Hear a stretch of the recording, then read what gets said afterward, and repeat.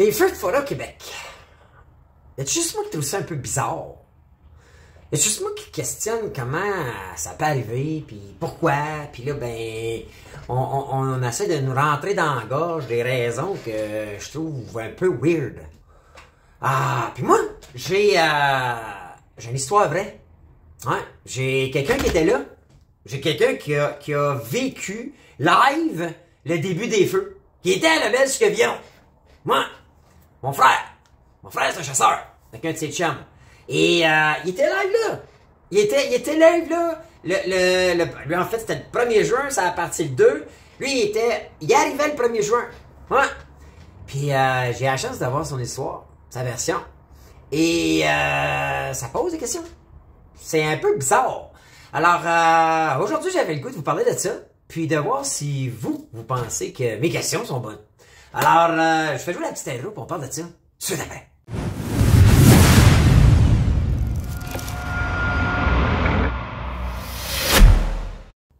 Hey, bonjour la gang, c'est Bruno Les Vraies Affaires, Zéro Bullshit. J'espère que vous allez bien aujourd'hui.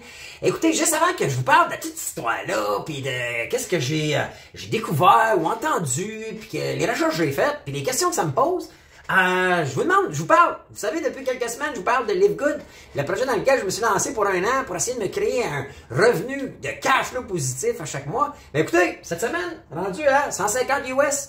Alors, vous savez, ma licence qui est 40 pièces US plus 10 pièces par mois. Le fait que j'ai tout acheté les produits, donc à peu près à 300 pièces, je suis rendu à mi-chemin déjà remboursé. Alors, si jamais ça vous tente de joindre mon équipe, on est en train de se bâtir un petit team de testeurs de produits, puis de gens qui veulent tester cette compagnie-là. Et si ça vous tente, le lien est sur la vidéo. Alors, vous avez juste à cocher, en fait, à cliquer, puis à aller vous abonner, vous allez donner à mon équipe, puis on va pouvoir se parler. Là, je suis en train de préparer des Zoom meetings avec toute la gang pour essayer de faire de ce nouveau projet-là quelque chose qui est en ébullition.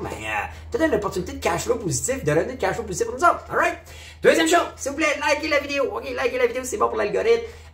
Puis vous me direz ce que vous en pensez dans les commentaires. J'aime ça voir vos commentaires, puis voir vos questions, puis penser, si vous pensez comme moi que c'est un peu bizarre ce qui se passe là. Puis à la fin, partagez. Si vous pensez que on devrait être plus à se poser des questions, à tout le monde demander au gouvernement d'enquêter, hein, au moins d'enquêter, pour qu'on puisse avoir des réponses à nos questions. Alors, en fait, aujourd'hui, c'est ça que j'avais le goût de parler. Je reviens sur cette belle photo-là des chasseurs qui se promènent dans le parc, la cendre, puis tout ça. Même là, les animaux qui étaient en fuite et tout ça. Écoutez, ça m'amène à... Je rencontre mon frère, OK, qui est un chasseur. Lui, il avait un voyage de prévu le 1er juin, dans le coin de la belle Suquevion. Un de ses chums chasseurs, ils ont un chalet dans ce coin-là. Donc, eux autres partent le jeudi. Puis je vais vous conter ce qu'il m'a conté. Je me rappelle peut-être pas tous des détails, mais c'est les grandes lignes.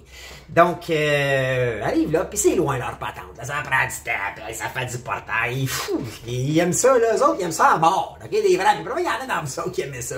Moi, pas trop chasseur, hein. Donc, ni pêcheur. Alors, eux autres arrivent là, le premier, fait beau, fait chaud, s'installe, portage, la patente, puis on décide de se couche là, puis là, le vendredi, il décide de... Regarde, on n'ira pas... je pense qu'on est à la chasse à l'ours. Décide, écoute, on va aller pêcher, un petit trempe de pêche. C'est vendredi, là, ça. Donc, en fin de journée, il dit, on va aller faire un petit trempe de pêche. Alors, vendredi, fin de journée, le 2, il remarque qu'il est sur le lac, après une couple d'heures qu'il pêche, il remarque qu'il y a une suie sur lui, un genre de cendre. C'est pas une pluie de cendre, là, mais il remarque qu'il y a de la poussière qui s'accumule sur eux autres, puis on est en plein milieu du lac. Alors, et ça commence à sentir le feu. Alors, ça, on est le vendredi. Alors, tu sais, naturellement, tu vois pas de boucan approche, tu t'affoles pas, c'est grand, là, ce territoire-là. Fait que, se couche, puis ils disent, écoute, ils en font pas de cas, disons. Alors, le samedi arrive, le samedi matin, et là, il se lève, puis voilà la boucane au loin, puis ça sent un petit peu plus fort. Fait que décide de prendre le truck, en aller chasser, puis on va se promener, on va le voir, OK? Alors, décide d'aller voir, se promène, puis là, il s'enligne vers le feu, puis tu sais, eux autres connaissaient deux routes pour rentrer, pour se rendre à leur chalet, ou à leur camp de chasse. Et, écoute, en se promenant, arrive à un moment donné, puis il croise 3 camions. Hein, il me dit qu'il croise 3 camions qui roulent pas mal vite puis qui semblent sortir du parc. Fait que là, tout à coup, il commence à s'affoler. Pas s'affoler à cette étape-là, mais en plus s'inquiéter en disant, écoute, parce que le monde quitte le parc, puis là, il y a dessus, tu sais, t'as pas de radio, t'as pas rien, t'as pas de télé, t'as pas d'internet là-bas. Là. Donc, il panique pas encore, mais là, il commence à se questionner, puis là, il s'enligne il essaie de trouver, en tout cas, vers le chemin pour sortir. Il dit, écoute, le feu du poignet là, on va pouvoir sortir, on va être correct. Et, écoute, a le réflexe de dire, parce qu'il croise un endroit où il y a une mine, et il dit, on va aller voir la mine, on va aller voir les gens qui sont là, parce qu'ils savent qu'il y a des gens là, et ils vont nous dire, eux autres, ils sont au courant, il faut qu'ils soient au courant. Alors, arrive vers ce chemin de la mine, il rentre sur le territoire, puis complètement désert. Alors, puis ce qu'il me disait, ce qu'il me contait, c'est que il a remarqué que ça avait l'air à être parti vite. OK? Les autres sont tout seuls, les deux là-dedans. Puis là, ben, il voit les camions sont là, tout est dévoré, les walkie-talkies sont là, tout est là, puis c'est comme si tout le monde était parti à la presse. Alors là, il dit, oh boy, ok, là, peut-être que c'est sérieux, là, on devrait peut-être envisager quitter nous autres, on est samedi, là, ok? Donc, mais encore là, panique pas trop, parce que, Zigard, c'est au loin, fait que, je veux dire, ils ont déjà vu ça, des feux de forêt, ça existe. Donc, décide le samedi, mais il dit, écoute, je pense qu'on va rebousser le chemin, on partira dimanche, puis écoute, ça commence à être inquiétant, disons. Alors, quitte le terrain, revient à leur chalet, commence à repacter le camion, parce que ça se dépaque pas en 5 minutes, puis ça se repaque pas en 5 minutes. Donc, on repaque le camion, et il dit, on part dimanche matin, on pogne on se fait une couple d'heures de sommeil, puis on revient. Alors, dimanche matin arrive, et décide de partir. Mais quand il s'en est vers le chemin, pour sortir du parc, pour sortir de là, écoute, il arrive à un moment donné, puis il m'a montré la photo, écoute, c'est noir, c'est comme un tunnel noir, il y a le feu des deux bords. Il dit, mon Dieu, on est fou, là, on est pris là, Carlevin, on peut pas sortir par là. Heureusement, ils connaissent un autre sortie, ok? Là, il dit, écoute, j'espère qu'on ne sera pas pris l'autre bord avec le même problème, là, mais écoute, tourne de bord le camion, réenligne par l'autre bord, puis là, ben, ils font un bout. Mais c'est quelque chose comme 150 km plus loin le détour. Mais il dit, écoute, j'ai pas le choix, là, on est pris là. Et c'est là qu'il me compte qu'il commence à s'affoler. Lui pis son chum, il dit, écoute, on est-tu pris ici, là, nous autres? On va-tu être pas brûlés vivants, là, il me contait que, et il s'est même imaginé, il dit, écoute, si jamais on s'en va vers la deuxième sortie pis c'est bloqué là, on revient à la mine, on prend les gros camions, puis là, apparemment ils ont des bateaux, ils ont toutes sortes d'affaires, ils ont du gaz, ils ont de la bouffe pour une semaine, là, donc ils sont pas inquiets là-dessus, mais ils veulent pas brûler vivants, tu sais. Puis là, ben, tu te fais faire des cartoons, là, quand t'es pris là-dedans. Mais là, écoute, ils font de la route, puis à un moment donné, boum! Ils arrivent sur une gang qui sont les derniers de la mine, ou d'une autre mine. Les autres, tout le monde arrête, puis là, ben écoute, ils disent, écoute, les gars de la mine demandent à mon frère son chum, c'est fait ça. C'est la vie d'évacuation, là, faut quitter ici, là, dans l'horreur, il y a des feux partout. Il dit, écoute, nous, on n'était pas au courant, t'es arrivé jeudi, il n'y avait pas de feu, puis là, on est rendu dimanche matin. Il dit, écoute, on va te dire, on cherche à sortir parce que là, on est allé par là, puis c'est bloqué par là. Il dit, on s'en allait à la sortie numéro 2, là, on va l'appeler comme ça, moi je connais pas ça. Mais là, les gars de la mine, parce qu'ils sont 6 camions apparemment, puis les autres sont apparemment les derniers à quitter le parc. Alors, ils ont ramassé un peu tout le monde, les derniers effectifs qui avaient besoin, puis ils s'en allaient, eux autres. Et là, il dit, écoute, nous, on vient de ce que tout appelle la sortie 2, puis c'est bloqué là et tout, alors oubliez ça, vous sortez pas par là. Il dit, là, vous allez nous suivre, vous allez venir avec nous autres, puis on va vous montrer, parce qu'il y a 5 sorties apparemment, quelque chose comme ça, que les autres connaissent. Alors, on va prendre la sortie 3, puis on va sortir ensemble. Et ça finit que finalement, écoute, fait un peu de trail, puis ils finissent par sortir du parc, et il revient d'un mois dimanche soir tard, après cette super péripétie-là. Alors, il me conte ça, lui, on s'était rassemblés pour la fête des pères, puis il me conte l'histoire. Fait que moi, c'est sûr, là, on a entendu parler partout dans les médias, puis là, faut comprendre, là. Il jase comme ça, puis lui, c'est un fait vécu. Alors, lui, il a vécu ça live, il me conte ça avec tout un peu ses... parce que mon frère, c'est un bon raconteur, il est drôle. Donc, il me conte que quand il dit, mon Dieu, comment ça avoir pas à chienne, et je me voyais là, aller sauter des gros bacos de la mine, là, puis finir dans le milieu du lac, puis avec une pluie de sound, il dit, on commençait à freaker out un peu. Alors, on a bien ri quand il l'a compté quand même, parce que tout est bien qui finit bien, hein, il n'est pas arrivé rien, puis il n'y a pas personne qui est blessé, puis il n'est pas rien arrivé. Par contre, ça m'a amené, on se questionnait, puis il dit, bro, il sait là, que je fais, j'ai créé le podcast ou la chaîne Les Vraies Affaires Zéro Bullshit, il dit, il y a une affaire qui m'agace. Il dit, c'est que le vendredi, les camions qui sortaient, il disait, moi, ça fait plusieurs années qu'on chasse ici. Les camions des mines, on les connaît, sont identifiés, ou on sait quand c'est un chasseur, puis tout ça, ça veut pas pareil, on se salue tout le temps, puis tout ça, puis Mais il dit, les 3 trucks qu'on a croisés le vendredi, quand on voulait aller voir s'il y avait des feux ou c'était comme en loin, il disait, les autres, c'était comme tout différent. C'est comme si ça roulait à peine, puis aucun signe. Là, pas qu'on les way, on dirait. Fait que là, je dis, hey, là, je joue pas là, au complotiste, là, pis la patente. Il dit, ben, écoute, moi, je fais juste te pitcher ça parce que il y a des affaires bizarres. Puis il dit, tu iras te renseigner, mais il y a des choses qui sont un petit peu bizarres dans tout ça, pis ces feux-là. OK? Parce qu'à la base, là, fait que là, moi, je me suis mis à faire des recherches. Puis là, à la base, la réalité, là, c'est que on n'a jamais vu ça. OK? Ou en tout cas, pas dans les dernières années. La quantité de feu est exponentielle. Bon. Si tu viens que le réchauffement de la planète, c'est tout ça qui cause tout ça, on dirait que je trouve ça drôle. Fait que moi, ben, mon réflexe, c'est de me dire, qu'est-ce qui cause? Vous savez, moi, je suis quelqu'un qui aime deep diver dans l'interrogation, puis de me dire, bon, qu'est-ce qui cause les feux? OK?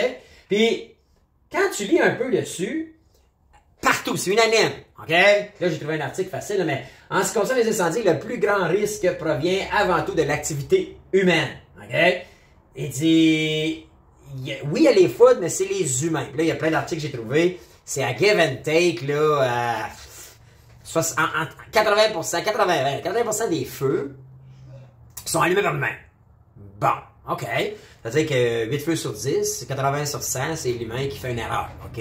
Un tison d'un feu, whatever, là, toutes les façons possibles. Maintenant, on a trouvé, vous l'avez peut-être vu, OK? Puis je veux qu'on la regarde ensemble parce que ça me questionne, OK? La vidéo qui démontre un radar, le vendredi 2 en après-midi, que tous les feux semblent se déclencher en même temps. OK? Je vais vous la faire, regardez là. Regardez bien ça, puis dites, on va la regarder ensemble, OK? Ça, c'est le territoire. Vous allez voir la boucane commencer. Boucane. Tout ça part en même temps le 2 juin entre, regardez bien ça, là, entre 7h le matin et on est rendu à 11h le matin. On est rendu à 6h le soir, 6h40. Ça, c'est le vendredi 2 juin. Fait que, sur give and take, 11 à 12 heures, tous les feux démarrent en même temps, ou à peu près, là, dans ce territoire-là. Bon. Fait que là, moi, je fouille là-dessus. Là, si tous ces feux-là partent, il y a une dizaine de feux, quinzaine de feux, plus que ça, là, une vingtaine de feux, 80%, fait qu'il y en a 16 déclenchés par les humains. Tu sais, 80% qui ont été déclenchés par les humains.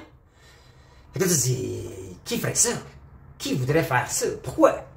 Puis là, ben, seulement, là, quand tu fouilles un peu, là, t'as des experts. Des experts les feux de forêt, le pourquoi, le comment, ça dit les humains. Mais là, t'en as d'autres experts de Radio-Canada qui, eux autres, on sait... OK? Il dit pourquoi que ça semble éclater en même temps. Attention. Lui, là, il connaît ça. Là. Lui, là, il se dit...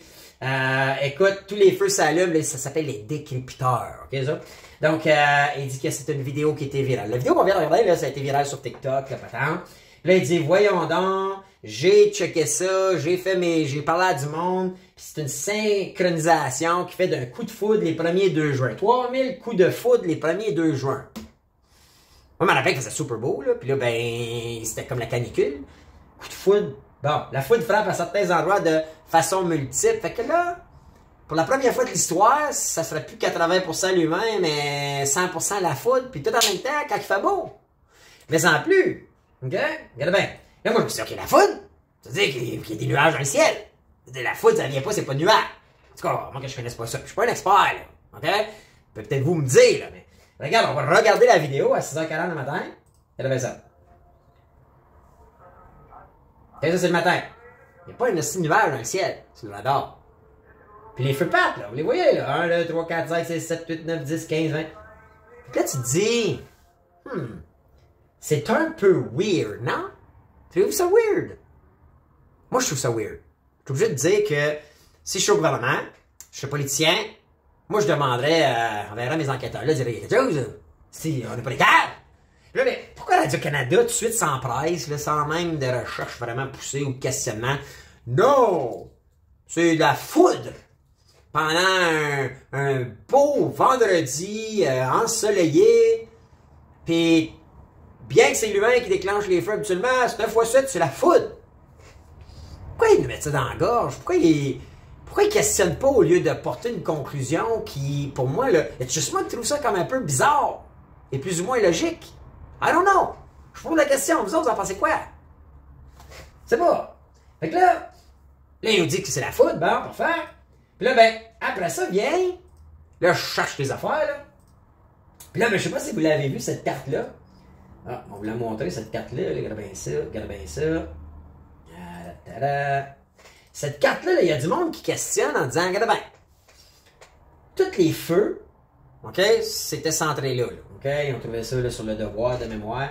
Et ça, c'est une carte des minéraux d'avenir du Québec.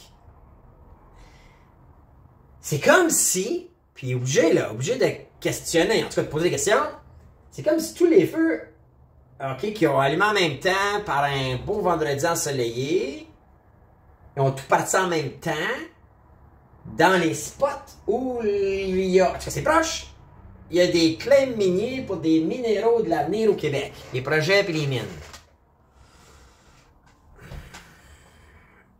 C'est juste moi, là, qui fait un plus un, là. Là, naturellement, il y a un super journaliste de Radio-Canada, Société d'État, payé par nos finances, par nos gouvernements, qui dit, mais c'est faux! Ils n'ont pas la bonne carte! Alors lui, il se réfère à une carte dans son article, qui est cette carte-là. OK. Moi, j'ai pris le temps, on va regarder la carte. Es-tu proche? Pas pareil. Écoute, c'est pas la même carte, by the way, parce que l'autre, il parle des projets miniers. C'est un résumé, ça a été fait par design graphique. Ça, c'est la carte sur le site du ministère des Ressources naturelles. Correct? Mais force est d'admettre, entre les deux cartes, regardez bien, ici, là, si on regarde, là, ici, on est à Fermont, là, OK? Puis là, on voit la ligne, puis là, on s'en va jusqu'à la Baie James, là, OK? En passant par cette ligne-là, où il y en a plusieurs. Ben, t'as Fermont, on s'en va là, puis on passe par la Baie James qui est ici. Peut-être pas précis, là, OK? Mais c'est proche. So, considérant l'histoire véridique, OK, de quelqu'un que je connais, OK?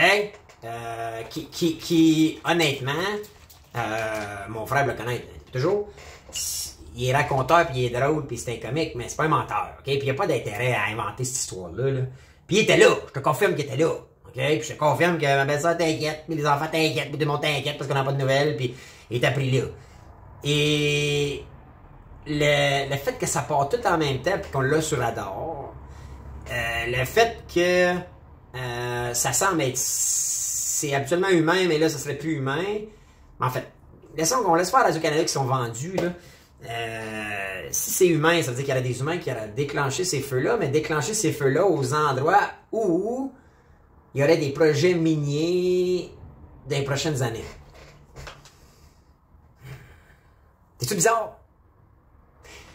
Laissez-moi savoir ce que vous en pensez. Des commentaires. Parce que moi, sincèrement, je trouve ça bizarre. Je trouve ça bizarre, puis je me questionne, puis je veux pas la réponse. Puis je veux pas me partir. Je pense pas que c'est le go. Jamais je créerais, là, puis en tout cas, je peux pas croire que c'est le gouvernement qui fait ça. Mais y a-tu des gens qui ont des intérêts? Y a-tu des gens qui ont des intérêts dans les projets de la mine, que ça aille plus vite? Est-ce qu'il y a des gens qui, en faisant brûler tout ça, ils vont obtenir les droits de miner plus vite? I don't know. Répondez-moi dans les commentaires si vous le savez. Et est-ce que le gouvernement devrait questionner et enquêter? Là, je pense que oui.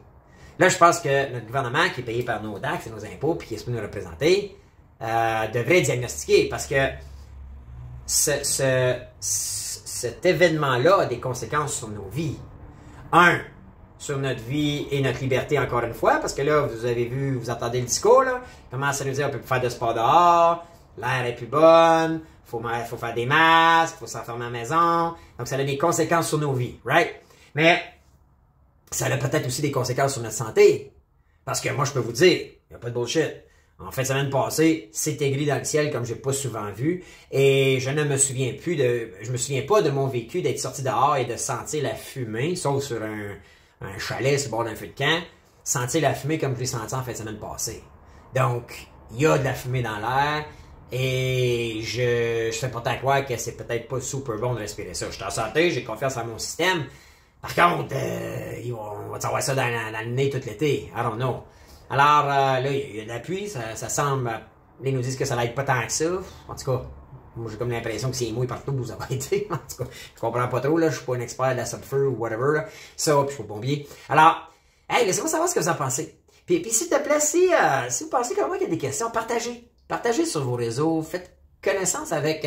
partagez à tous ceux que vous connaissez. Puis si comme moi, il aimerait ça qu'on ait un peu plus de réponses. Ou à tout le moins, une enquête. Et le gouvernement dise, hey, un peu, là. Quelque chose avec ça. Ça se marche pas. So, écoutez, je vous laisse là-dessus. Je vous laisse me répondre sur la vidéo. Et moi, je vous dis à bientôt pour une autre vidéo. Les vraies affaires. Ciao la gang!